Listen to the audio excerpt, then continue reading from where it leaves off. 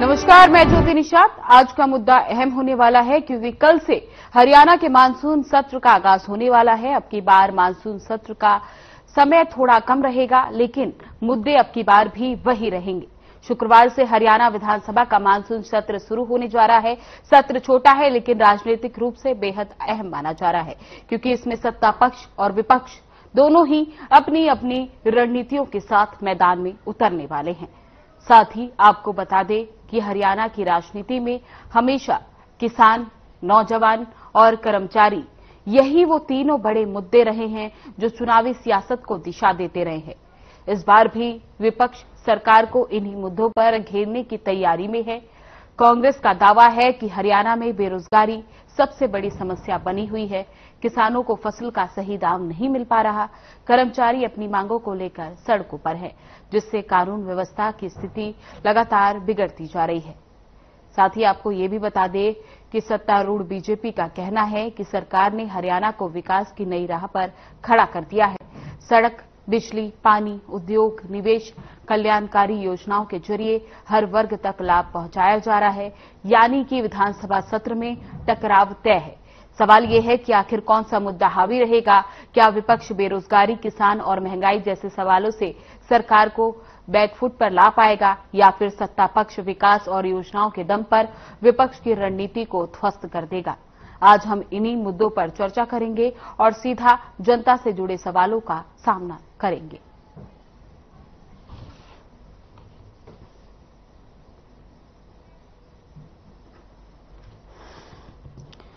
आपको बता दें कि कल से हरियाणा विधानसभा का मानसून सत्र शुरू होने जा रहा है। ये सत्र छोटा होगा, लेकिन अहम बहुत ज्यादा होगा क्योंकि इसमें राज्य की राजनीति और जनता से जुड़े मुद्दों पर बड़ा टकराव देखने को मिलेगा। सरकार अपनी उपलब्धियों और योजनाओं का ब्यौरा लेकर आएगी, जबकि विपक्ष रोजगारी, किसान और कर्मचारियों की समस्याओं को लेकर सरकार को घेरने की तैयारियों में है। हरियाणा की सबसे बड़ी चुनौती बेरोजगारी है। विपक्ष का आरोप है कि युवाओं को रोजगार देने में सरकार नाकाम रही है। सरकारी भर्तियां या तो अटकी पड़ी हैं या फिर धांधली के आरोपों में फंस जाती हैं।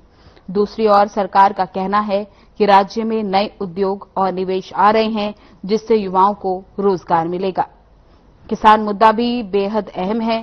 किसान लंबे समय से एमएसपी की गारंटी, समय पर मुआवजा और फसल खरीद की दिक्कतों को लेकर आवाज उठा रहे हैं। कांग्रेस का आरोप है कि सरकार किसानों के साथ धोखाधड़ी कर रही है, जबकि सरकार अपनी योजनाएं गिनाकर कहती है कि किसानों के लिए रिकॉर्ड स्तर पर मदद की जा रही है। कर्मचारियों और पेंशन का मामला भी विपक्ष का हथियार बन सकता है।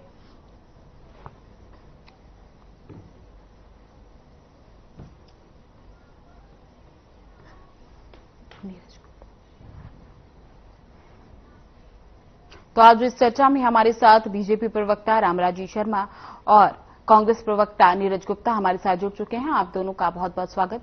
तो मेरा पहला सवाल रामराजी जी आपसे रहेगा कि कल से सत्र की शुरुआत हो रही है, बीजेपी की क्या तैयारियां हैं सत्र को लेकर?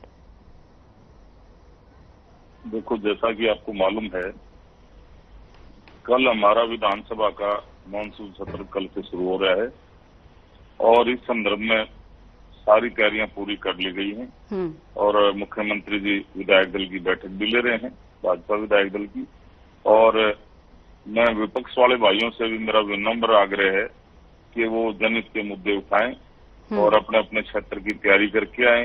विकास की जो गाड़ी चल रही है, माननीय नायब सिंह सैनी जी हमारे हरियाणा विकास की गाड़ी के सारथी हैं और विकास में भागीदारी अपनी दिखाएं, अपने क्षेत्र का विकास करवाएं, जनहित के मुद्दे उठाएं और फालतू का ये शोर शराबा करके जनता का जो हमारे सदन का है कीमती समय व्यर्थ ना करें, क्योंकि देवतुल्य जनता जनार्दन देख रही है, वो सबको देख रही है कौन कैसा है।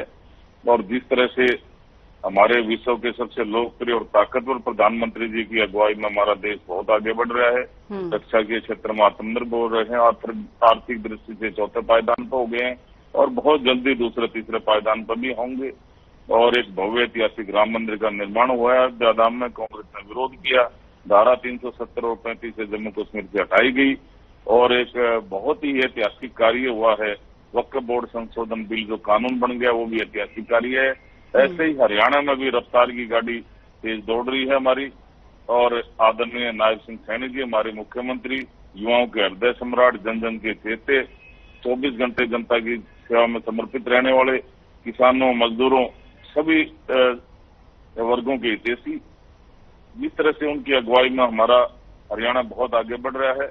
और जो मोदी जी ने सपना लिया है हमारे प्रधानमंत्री जी ने भारत को विकसित राष्ट्र बनाने का 2047 तक, और हमारे मुख्यमंत्री जी उस सपने को साकार करने में लगे हुए हैं। तो मेरा एक बार पुनः विपक्ष वाले भाइयों से विनम्र आग्रह है, भाई सदन की मर्यादा को समझें, उसकी मर्यादा को बनाए रखें, अपने अपने क्षेत्रों की समस्याएं उठाएं, उनका समाधान होगा। और माननीय मुख्यमंत्री जी वहां विराजमान रहेंगे, हमारा मंत्रिमंडल रहेगा, और अपने एरिया का विकास करवाएं, अपने एरिया की जो समस्याएं हैं उनका समाधान करवाएं। और जिस तरह से हरियाणा एक, हरियाणवी एक, सबका साथ, सबका विकास, सबका विश्वास, इस पैटर्न पर हमारी सरकार काम कर रही है।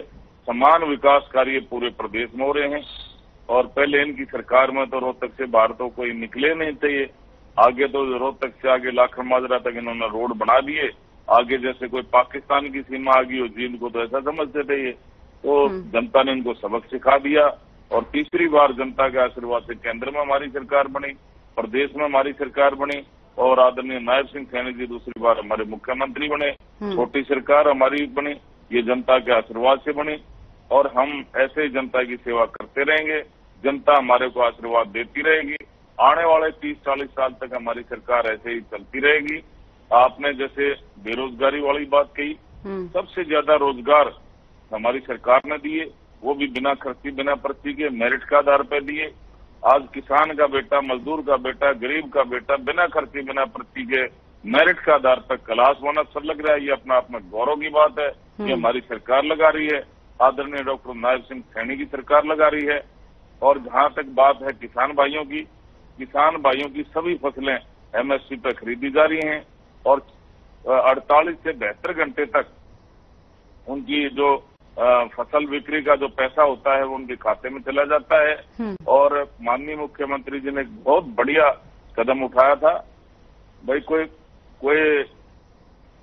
बिक्री केंद्र पे कोई नकली कीटनाशक नहीं बेच सकता, नकली ये बीज नहीं बेच सकता। इसके लिए बहुत सख्त कानून लेकर आए थे, जगह जगह हर डिस्ट्रिक्ट वाइज पर लेबोरेटरी लगा दी गई है।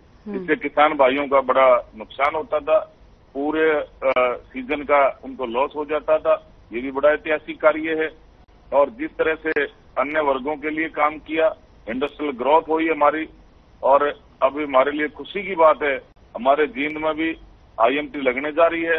इस तरह से अन्य क्षेत्रों में भी जो इनके टाइम में पिछड़ा रह गया था, उसको आगे बढ़ाने के लिए इंडस्ट्रियल ग्रोथ की जा रही है, आईएमटी बनाई जा रही है। और जिस तरह से रोडों का जाल बिछा दिया है, इससे भी हमारे को बहुत लाभ होगा। और माननीय मोदी जी अभी 2-3 दिन पहले हमारे गौर सौगात देके गए थे, और जिस तरह से रोडें निकालने गई हैं, हमारे को इससे बड़ा आर्थिक लाभ भी होगा, और हमारे विकास में बहुत ही सार्थक परिणाम होंगे। ये मैं समझता हूँ जिस तरह से हमारी सरकार काम कर रही है, ये अपना आप में उदाहरण है। जी नीरज जी, जैसा कि बीजेपी की ओर से सत्र को लेकर तैयारियां जोरों शोरों पर है, पूरी तैयारियां कर ली गई हैं, तो विपक्ष की क्या तैयारियां हैं विधानसभा सत्र को लेकर? सबसे पहले तो पक्ष में हम ये मुद्दा उठाएंगे, इनके जो वादों का मुद्दा है वो पूरा करवाएंगे इनसे। देखिए, बहनों के खातों में अब तक पैसे नहीं आए, उसका कोई रोड मैप तैयार नहीं है, ना कोई सिलेंडर मिला। और देखिए, हमारे एक मामला और है इनका, जिनको शायद पता भी नहीं होगा, समझा दो, ध्यान तो सुन लेना रामनाथ जी, बोलने की आदत सुना भी करो। लोकल कमेटी, लोकल ऑपरेटर जो 11 महीने से उन्होंने अपॉइंट किए हैं, ना काम मिला, ना वेतन मिला, वो मामला विधानसभा में उठाएंगे। उसका देख लिया, उन्होंने परसों ही हुड्डा साहब से मुलाकात की थी। देखिए, इसमें एक प्रोसीजर होता है कि जो लोकल कमेटी, लोकल ऑपरेटर का काम होता है, जैसे प्रॉपर्टी आईडी, जहाँ बैठकर फैमिली आईडी बनाते हैं, आय प्रमाण पत्र, राशन कार्ड बनाते हैं, निवास प्रमाण पत्र होते हैं, पेंशन वेरिफिकेशन करते हैं। फ्री चयन के लिए इनमें से सिर्फ इन्होंने 3,2700 आदमी थे। मार्च 2024 में करीब 2700 लोगों की पंचायतें ज्वाइन हो गई थी। और इन्होंने 4,000 का वादा किया था, 1,300 की ज्वाइनिंग हुई। उन 2700 को भी अब तक कोई काम नहीं मिला, ना कोई वेतन मिला, ऑन रिकॉर्ड बात है। और 1,300 तो ज्वाइनिंग, और जबकि उन्होंने वादा किया था 4,000 की ज्वाइनिंग हुई, टीम में हदायत थी, सब कुछ थी। और जबकि जो उनका सामने वेतन, जो कि CPLO जिसको कोई काम नहीं होता, जिसको 6,000 रुपए वेतन मान दिया जा रहा है, न्यूनतम मजदूर से भी कम है। ये तो उनके वादे हैं। और इन्होंने वादा किया था किसी छुट्टी नहीं होगी, और उन बंदों को 4,000 में 2700 को सिर्फ नौकरी मिली, और 2700 को अब तो ना काम मिला ना मेहनत मिला। वो मुद्दा जोर जोर से उठाया जाएगा। हमारे हुड्डा साहब ने भी बोला था, और हमारे हुड्डा साहब से अभी मिले थे 2 दिन पहले प्रधान वगैरह, तो उसका उठाया। एक देखिए, इन्होंने फार्म के ASO का एक बोलते हैं, आधे से CPL पंचायत लोकल ऑपरेटर का, आधे का लोकल कमेटी लोकल ऑपरेटर की पार्लियामेंट पर। इन्होंने 10 लाख युवाओं को, करीब 10 लाख युवाओं को आवेदन किया था उसमें से, और इन्होंने फार्म लिखी थी 1,000 रुपए प्रति फीस। कितना पैसा इन्होंने जमा किया, और 100 रुपए प्रति फीस सरकार के खाते में गई। एक वो मुद्दा उठाया जाएगा। देखिए, बेरोजगारी का मुद्दा है। देखिए, मेडिकल संस्थाओं का बुरा हाल है। मैं मेडिकल संस्था में थोड़ा प्रकाश डाल दूं। अभी हमसे मुद्दा से मिला था अभी परसों तो सही। देखिए, इन्होंने अपने राज्य में एक भी मेडिकल कॉलेज नहीं बनाया। ये बताएं कौन सा मेडिकल कॉलेज बनाया? एक ही मेडिकल कॉलेज बनाया तो बता दें, मैं अपना रिपोर्ट देता हूँ। हमने कितने मेडिकल कॉलेज बनाए थे? एक भी इनके 11 साल में एक भी मेडिकल कॉलेज नहीं बना। मेडिकल कॉलेज में ही हार है, सुविधाओं का टोटा है, ना तो मैं डॉक्टर है ना कुछ है। मैं इसको थोड़ा प्रकाश डालने देता हूँ। देखिए, इस पे जो हमारे हुड्डा साहब से इनका जो स्टाफ हो मेडिकल मिला था, देखिए आप अस्पताल में स्टाफ हो दवाई होता है, और वेल्थ स्वास्थ्य सुविधा है। देखिए, मैं बताऊं, देखिए, एक मेडिकल में बहुउद्देश्य स्वास्थ्य कार्यरतों का स्वास्थ्य विभाग होता है, जो बहुउद्देश्य स्वास्थ्य कार्यकर्ता बोलते हैं। ये स्वास्थ्य विभाग की रीढ़ की आती है। देखिए, इसमें 1,300 पद खाली हैं। विभाग में महिलाओं के कुल पद 734 है, जिनमें से 3137 पद भरे हुए हैं। सरकार बने 11 रामराजी जी, जैसा कि नीरज जी आरोप लगा रहे हैं कि बीजेपी सरकार किसान और बेरोजगारी और कर्मचारियों के मुद्दे से भटक रही है, क्या ये सच है? ये सारे झूठ बोलते हैं। झूठ बोलने की इन्होंने एक मशीन लगा रखी है। इनके कार्यकर्ता भी झूठ की एक गठड़ी ले आते हैं और यहाँ चैनल पर आगे खोल देते हैं। और अगर झूठ बोलने में कोई इंटरनेशनल अवार्ड घोषित करा जाए तो कांग्रेस पार्टी वो अवार्ड जरूर जीतेगी। अब इन्होंने बेरोजगारी की बात कही है। इनसे ये पूछो, इनकी आत्मा पर हाथ रखे है, इनके टाइम में भर्तियां कैसे होती थी, आज कैसे होती हैं? और इनसे ज्यादा भर्तियां हमने करी, और भी ज्यादा हम कर देते। इनका भर्ती रोको गैंग है, उसको ये एक्टिव रखते हैं। कोई भर्ती निकल जाती है, जब प्रोसेस फाइनल हो जाता है, सिलेक्शन हो जाता है, वो जाके माननीय हाईकोर्ट में कोई न कोई छोटी मोटी नुक्ताचीनी करके वो माननीय हाईकोर्ट से वो स्टे ले लेते हैं। उसमें समय निकल जाता है। तो इनका भर्ती रोको गैंग है। इनको बोलो कि भाई उसको थोड़ा सा उसको रोको। वो जो बच्चे भर्ती होते हैं हरियाणा के बच्चे हैं, और हमारी बेरोजगारी बंद होगी, ज्यादा बच्चे भर्ती होंगे, हमारी बेरोजगारी कम होगी। और फिर भी इनके टाइम में ठेकेदारी प्रथा होती थी, हमने उस प्रथा को खत्म किया और मेरिट के आधार पर हमने सारी भर्तियां करी। और उनकी ठेकेदारी प्रथा में जो बंद करके हमने कौशल रोजगार निगम लेकर आए। और आज कौशल रोजगार निगम में वही बच्चे जो इनके टाइम में ठेकेदारी प्रथा में होते थे, और इनका ठेकेदार मुख्यमंत्री अपना चेते को ठेकेदार अपॉइंट कर देता था हर डिपार्टमेंट में, और वो फिर पैसे लेकर भर्ती करता था। ना उनका PF ESI जमा कराता था, ना उनको पगार देता था, उनको 2, 4, 6 महीने बाद निकाल देता था, फिर पैसे लेकर भर्ती करता। तो ये प्रथा चलती रहती थी। हमारी सरकार आते ही इस प्रथा को खत्म कराया, ठेकेदारी प्रथा खत्म कराया, कौशल रोजगार निगम लेकर आए। और माननीय मुख्यमंत्री जी ने एक बहुत ही बढ़िया ऐतिहासिक कार्य किया है। एक स्पेशल विधेयक कौशल रोजगार निगम के पक्ष में लेकर आए, और 1,25,000 बच्चों के लिए उन्होंने एक विधेयक पास करवाया, और उनको रोजगार तक की रिटायरमेंट तक की रोजगार की गारंटी दी। तो जब तक वो रिटायर होंगे उनको कोई नहीं हटा सकता। और मैं समझता हूँ ये अपना आप में बड़ा ऐतिहासिक कार्य है। और इनसे ज्यादा भर्तियां हमने करी हैं। इनकी आत्मा पर हाथ रख के खुद ही बता दें। और आज उस टाइम में इनके यहाँ भर्तियां कैसे होती थी, परिवारवाद, क्षेत्रवाद, भाई भतीजावाद, जातिवाद। आदरणीय मनोहर लाल जी मुख्यमंत्री थे, उन्होंने वाद को खत्म किया। वो बोले भाई पूरा हरियाणा मेरा परिवार है, पूरे हरियाणा के बच्चे मेरे परिवार के बच्चे हैं, और मैं किसी के साथ में मेरिट को नहीं तोड़ूंगा मैं। और उन्होंने मेरिट के आधार पर भर्तियां शुरू करी। और वो प्रथा जो उन्होंने शुरू करी थी बिना खर्ची बिना पर्ची के मेरिट के आधार पर, आज उसी सिस्टम को माननीय मुख्यमंत्री जी अडॉप्ट कर रहे हैं, उसी को आगे बढ़ा रहे हैं। और आज जिसकी 3 पीढ़ी खाली चली, कोई चपड़ासी नहीं लगा था, आज किसान का बेटा, मजदूर का बेटा, गरीब का बेटा बिना खर्ची बिना पर्ची के मेरिट के आधार पर क्लास 1 अफसर लग रहा है। ये हमारी सरकार लगा रही है, ये डॉक्टर नायब सिंह सैनी की सरकार लगा रही है। और इनके यहाँ तो क्या है ना, राजा का बेटा राजा बनेगा। हमारे यहाँ क्या है, किसान का बेटा, मजदूर का बेटा, गरीब का बेटा हमारा प्रधानमंत्री बन सकता है, हमारा मुख्यमंत्री बन सकता है। ये भाजपा में संभव है। एक आदिवासी महिला हमारे महामहिम राष्ट्रपति बन सकती है, ये भाजपा में संभव है। इनके यहाँ तो आपने पता है, मुख्यमंत्री का बेटा मुख्यमंत्री बनेगा, भाई मंत्री का बेटा मंत्री बनेगा, एमपी का बेटा एमपी बनेगा। युवराज है इनके यहाँ, तो भगवान ही मालिक है इनका। और जिस तरह से इनका लट्ठम लट्ठा हो रहे हैं, इनका नेता प्रतिपक्ष ये दे नहीं पाए, भाई इनका सैंक्शन बना है, उस समय इनका गृह युद्ध शुरू हो गया, आपस में लट्ठम लट्ठा हो गए हैं ये, तो इसमें और ज्यादा इनकी पार्टी को नुकसान होगा, और ज्यादा गुट बनेंगे।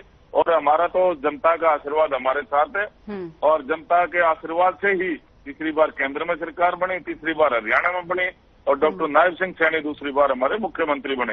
हम जनता के सेवा में समर्पित रहता है हमारा हर कार्यकर्ता। और माननीय मुख्यमंत्री जी के तो आप देखते ही होंगे, 12-12, 1-1 बजे 24 घंटे जनता की सेवा में समर्पित रहते हैं। और जिस तरह से जनता की सेवा में माननीय मुख्यमंत्री जी लीन है, जनता उनको भरपूर आशीर्वाद भी दे रही है। और यही कारण है, इन्होंने किसानों को भड़काया था पहले, अब किसान इनकी भड़काई में नहीं आए। अब कभी ये आदरणीय हमारी जो बहन जी का ये एपिसोड हुआ है, उसमें भी इन्होंने कोई कसर नहीं छोड़ी भड़काने के लिए। और माननीय मुख्यमंत्री जी ने हमारी बिटिया के परिवार की सारी बातें मानी, उस परिवार को विश्वास दिलाया और सीबीआई जांच के आदेश दिए। और उन्होंने मांग करी थी एम्स में बिटिया का दोबारा मेडिकल हो, तो वो भी कर दिया। और आज बिटिया को अंतिम विदाई भी दे दी, आज उनका दाह संस्कार भी कर दिया गया है। तो ये तो उनकी लाश के ऊपर भी राजनीति कर रहे थे। अरे मेरे भाई, थोड़ी शर्माया करो, थोड़ा ध्यान रखा करो, इस चीज में मर्यादा को भी ध्यान रखा करो। तो इस तरह से इनका तो भगवान ही मालिक है, और मैं इससे ज्यादा कुछ नहीं कहना चाहूंगा। और मामला अब सीबीआई देखेगी, अब सीबीआई क्या कारण रहे हैं, जो भी है वो सीबीआई देखेगी। इस पर अब ज्यादा बोलना ठीक नहीं है। तो मैं तो यही कहूंगा भाई, ये जहां पर भी कुछ भी हो, ये जनता को भड़काने में कोई कसर नहीं छूटते। और किसान इनके चंगुल से बाहर हो गया है। हरियाणा का किसान अब इनकी भड़काई में नहीं आता, ये खूब कोशिश करते हैं। पहले भी इन्होंने खूब भड़काया। और माननीय मुख्यमंत्री जी किसान के बेटे हैं, उन्होंने खुद भी किसानी करी है, उनसे बेहतर किसान की पीड़ा को कोई नहीं समझ सकता। तो इसलिए इनको ये चीज समझाओ भाई, ये थोड़ा सा जनता के बीच में रहें, जनता की सेवा करें। और जिस तरह से जनता ने इनको नकार दिया है, आगे इनका कहीं पर भी खाता खुलने वाला नहीं है। आगे 30-40 साल हमारे भाजपा के हैं, क्योंकि हम जनता की सेवा में लीन रहते हैं। जी रामराज जी नीरज जी, जैसा कि रामराज जी कह रहे हैं, क्या लगता है आपकी बार सत्र में बेरोजगारी, कर्मचारी और किसान या फिर सुरक्षा के मुद्दे को उठाया जाएगा, या फिर इस बार भी बयानबाजी होगी, या फिर घमासान मचेगा, शोर शराबे के दौरान इसको खत्म कर दिया जाएगा, या मुद्दे भी उठाए जाएंगे जो जनता के हैं? से ऊपर हो गए, ये आज तक कानून व्यवस्था नहीं दे पाए। मैं बहन मनीषा केस होता हूँ, तो भिवानी वाली मनीषा का तो हमारे दीपेंद्र जी हुड्डा साहब ने मुद्दा उठाया था कि सीबीआई की तैयारी को सीबीआई कर दिया, क्या उसके अन्याय हुआ? देखिए, बेटियां सुरक्षित नहीं है और उनके खुद भी सुरक्षित है, कितना क्राइम बढ़ रहा है, ये सब कुछ नहीं बोलेंगे। और ये व्यक्ति डिबेट जो करता है, सब क्वेश्चन पूछते, जापान पे जाएगा, चाइना पे, इनको पता ही नहीं क्या बोलना है क्या नहीं। मैंने इनको कहा था इनकी जानकारी की को जवाब ना देखे, उधर की बातों में आगे। अरे भैया, एक सीटू होता है, इनको समझा देता हूँ, ज्योति से पूछे उनको समझ नहीं आएगी। सीपीएलओ कर्मचारी यूनियन हरियाणा, वो सीटू हमारा तो है नहीं, सरकार आपकी है। सीटू जी ने, सीटू के जो अध्यक्ष है, हाल उनके जो अध्यक्ष है, उन्होंने हुड्डा साहब से मुलाकात करी। हमने कहा था हमसे मुलाकात करो भाई, हमारी सरकार के खिलाफ उन्होंने क्वेश्चन उठवाया है। उसके साथ 11 पंचायत सेवक को अपॉइंटमेंट किसने लेनी थी? आपकी सरकार ने लेनी थी, वो अभी का मुद्दा है, जिसमें आपने 2024 में 2700 की लोकल पंचायत ज्वाइनिंग करी, 4000 का वादा था आपने, तो 2700 को पंचायत ज्वाइनिंग कर दी, ना उसको वेतन मिला, ना अब तक पोस्ट मिली, 13 सीट तो बात ही खत्म है। वो सरकार से, वो हमारे हुड्डा साहब से मिले थे, वो मुद्दा विधानसभा में उठाया जाएगा, बताइए इसको जवाब दीजिए। इनको पता ही नहीं, इनको जानकारी नहीं, कुछ नहीं है, इनको तो वही पुरानी रटी भाषा बोलनी है, किसान का बेटा किसान का बेटा। अरे भाई नायब सैनिक सिर्फ किसान का बेटा है पूरे हरियाणा में, और तो कोई किसान का बेटा है ही नहीं। वो सीएम बन गया तो किसान का बेटा हो गया, और दुनिया के लोग किसान के बेटे नहीं क्या? जब नहीं बने कुछ पाए बन पाए। और ये 4-5 लोग हैं, 30-40 सरकार रहेगी, वहां से यहाँ रहेगी। इसके अलावा व्यक्ति कुछ बोलता नहीं और कोई बोलना भी नहीं आता, ना कोई नॉलेज है ना कोई कॉलेज है। मैं इसे सीधे वो क्वेश्चन पूछूंगा क्या मुझे पता ही नहीं। अब बताइए सीधे हुए कर्मचारी का जो मुद्दा है अभी पहले दिन ही विधानसभा में गरमाएगा, क्योंकि वो परसों उषा साहब से मिले, नोटिफिकेशन देके गए, उस मुद्दे को हम जोर जोर से उठाएंगे। कानून व्यवस्था का मुद्दा उठाया गया। बहन महीने क्या हुआ भिवानी में, सीबीआई की कैसे कैसे रोते, आखिर में सीबीआई को केस देना पड़ा, मजबूर होना पड़ा। उनकी पुलिस तो फेलियर है। बताइए क्राइम मिनिस्टर क्या हुआ, शराब के ठेकों का पूरा हिंदुस्तान जानता है क्या हाल हुआ, ठेके नहीं छूटे, माफिया अगर आ जाए। देखिए सरकार तो सिर्फ वो कठपुतली है, जो किसान का बेटा बोलते हैं, वो किसान नहीं कर सके, सरकार ना चला सके भाई, उसे कुछ नहीं आता जाता, उसे ना तो अफसर मानते ना कोई ये माफिया मानता, और सबकी वो रिमोट कंट्रोल है, डायरेक्शन तो ऊपर से आती है, वो बेचारा करे क्या, गरीब आदमी है क्या करे, उससे कानून व्यवस्था समझ नहीं रही, इस्तीफा दे देना चाहिए। किसी और को बता दो, जनता हरियाणा की जनता की जान के साथ खिलवाड़ क्यों? बताइए मनीषी जगह क्या कसूर था भिवानी में, जो मुझे इतना दुराचार हुआ, इतना अत्याचार हुआ, बताइए उस बेटी की जान चली गई।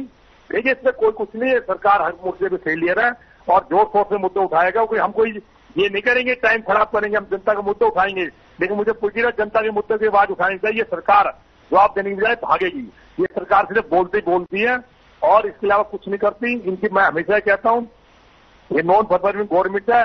ना तो इन्होंने 11 साल में बता दें, रामराज जी और ज्योति जी आप सुन रहे हो, इन्होंने एक भी मेडिकल कॉलेज बनाया तो बता दें, एक भी मेडिकल कॉलेज बना तो ऑन रिकॉर्ड बात कर रहा हूँ, बताइए। तो देखिए जो हमारे मुद्दे जोर शोर से हमारे तय जोर शोर से उठाए जाएंगे और इन पर सरकार को चिताया जाएगा। और 500 रुपये सिलेंडर के लिए भी इस मुद्दा उठाएगा कि 500 रुपये सिलेंडर अब तक क्यों नहीं मिला, 8-9 महीने की सरकार हो गई और महिला को खाते में जो पैसे आने थे वो नहीं आए, उसका भी मुद्दा उठाया जाएगा।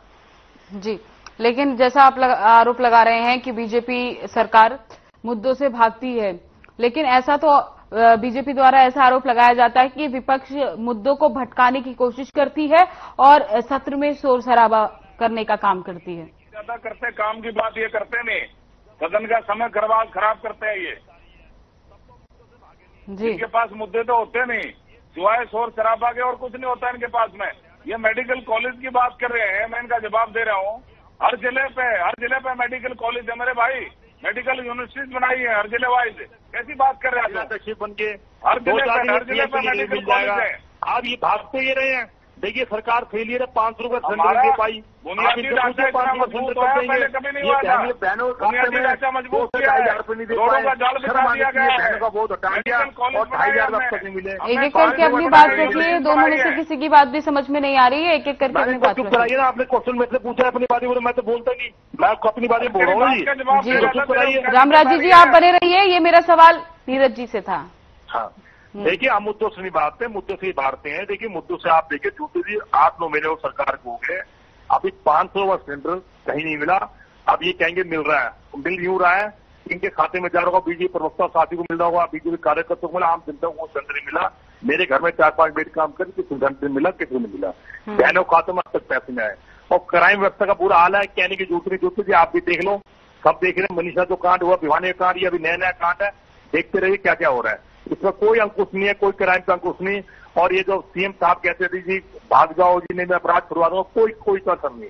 अफसर इनकी सुनते नहीं, माफिया बिल्कुल आराम से बैठा है, पूरे हरियाणा में माफियागिरी चल रही है। शराब को ठेके हुए क्या हाल हुआ, देखिए यमुनानगर के ठेके हुए, फरीदाबाद के ठेके हुए, कितनी मुश्किल हुई। माफियों ने कह दिया भाई कोई ठेका नहीं उठाएगा, ये हम देख लेंगे। देखिए कैसे डर से ठेके नहीं उठे, पुलिस ने उन्हें कोई प्रोटेक्शन नहीं दिया। आज ही हरियाणा में पूरे सरेआम गोली चल जाती है, कोई प्रोटेक्शन नहीं। और खुद इनके बीजेपी के नेताओं पे हमले हो रहे हैं, खुद इनके हो रहे हैं। खुद ये जब अपने नेताओं की सुरक्षा नहीं कर सकते, अपने जनता की सुरक्षा है, तो उन पर सत्ता में बैठने का क्या आता है? नैतिक तौर पर बैठना चाहिए। ये बार बार कहते हैं किसान का बेटा किसान, अरे भाई किसान का बेटा है तो किसान नहीं कर ले। जब प्रदेश नहीं चल रहा क्यों चला रहा भाई? क्योंकि प्रदेश चल नहीं रहा तो वो मजबूर है, सारे डायरेक्शन तो ऊपर जाते हैं, वो तो कर कुछ नहीं, अपनी मर्जी से कुछ कर नहीं सकते, अपनी मर्जी से कुछ कर सकते। सिर्फ 30-40 साल ये कोई राज आपता है, 30-40 साल रहेंगे, जनता ने हमें आशीर्वाद दिया है। यहाँ से वहाँ बात करेंगे, कोई मेडिकल कॉलेज नहीं बनाया, कोई सरकार नहीं बनाई, तो पुरानी बातें करते रहेंगे। अरे भाई तुम जो आपकी बात है 4,000 पद है, 4,000 पद में 2700 भरे हैं। समय की कमी होने के कारण इस चर्चा को हमें यहीं पे समाप्त करना पड़ेगा। तो नीरज जी आपका बहुत बहुत धन्यवाद, रामराज जी भी धन्यवाद। तो जैसा कि कल सत्र की शुरुआत होने वाली को लेकर बीजेपी की ओर से पूरी तैयारियां कर ली गई है और साथ ही कांग्रेस की ओर से भी तैयारियां पूरी कर ली गई हैं। तो जहां पर कुछ अहम मुद्दे हैं जैसे कि रोजगार को लेकर, किसानों को लेकर और कर्मचारियों को लेकर, तो देखना होगा कि इन मुद्दों पर सरकार कायम रहेगी, इन मुद्दों को उठाएगी या फिर कल का जो सत्र है वो शोर शराबे में बीत जाएगा। तो फिलहाल इस चर्चा में बस इतना ही। बने रहे हमारे साथ। नमस्कार।